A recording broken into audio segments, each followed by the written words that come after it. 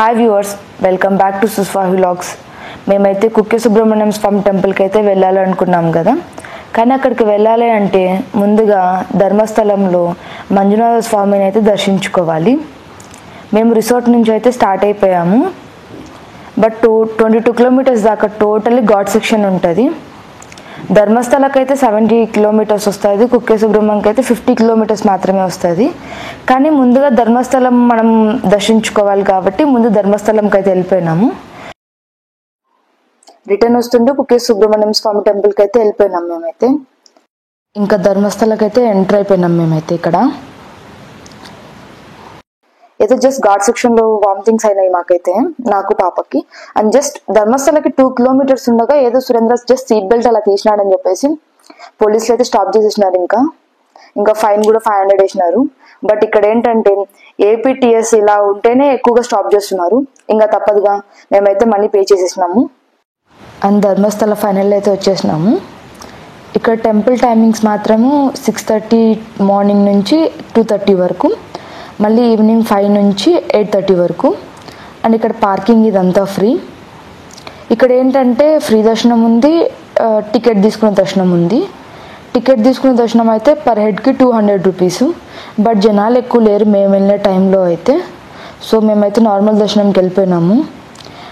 దర్శనం కూడా చాలా త్వరగా అయిపోయింది. జస్ట్ 30 మినిట్స్లో మాత్రమే మా దర్శనం అయిపోయింది. జనాలు కూడా ఆ రోజు చాలా తక్కువ మందే ఉన్నారు. అండ్ ఆల్సో డైనింగ్ ఇవన్నీ ఫుడ్ కూడా వాళ్ళు అక్కడ అరేంజ్ చేస్తున్నారు. అన్నప్రసాదం అవన్నీ చేస్తున్నారు చేయడం అయితే. 200 తీసుకున్న వాళ్ళు ఏంటంటే వెయిటింగ్ హాల్లో వెయిట్ చేయాల్సిన అవసరం లేదు. ఇదంతా ఈ సర్కిల్ అంతా తిరిగి వెళ్ళాల్సిన అవసరం లేదు. జస్ట్ డైరెక్ట్ వాళ్ళు వెయిటింగ్ హాల్కి వెళ్ళిపోతారు.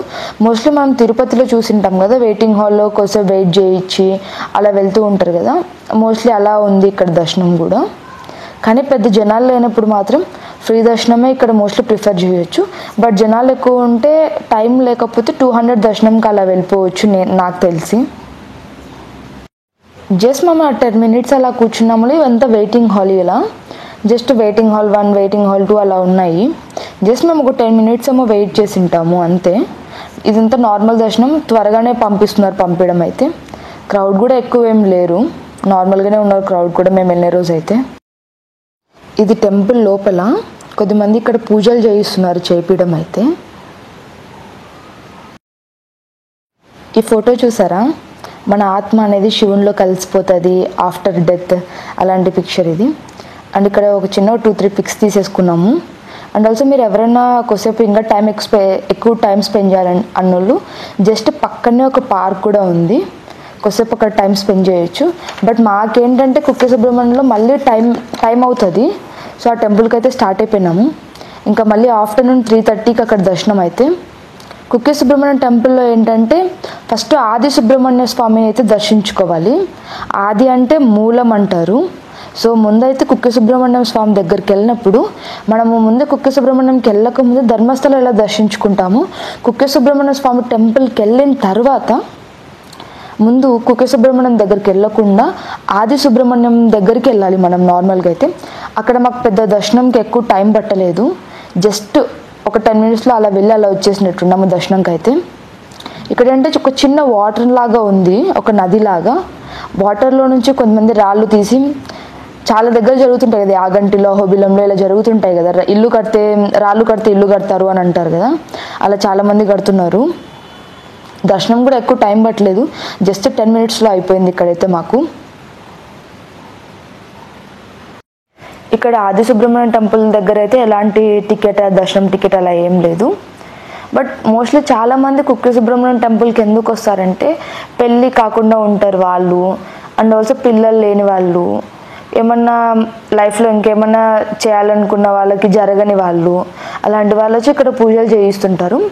ఇక్కడ ఏంటంటే 3 టైప్స్ ఆఫ్ పూజలు ఉన్నాయి. ఒకటి అశ్లేష సేవా పూజ, ఒకటి నాగప్రతిష్ఠ సేవా పూజ, అండ్ సర్ప సంస్కార విత్ నాగప్రతిష్ఠ పూజ.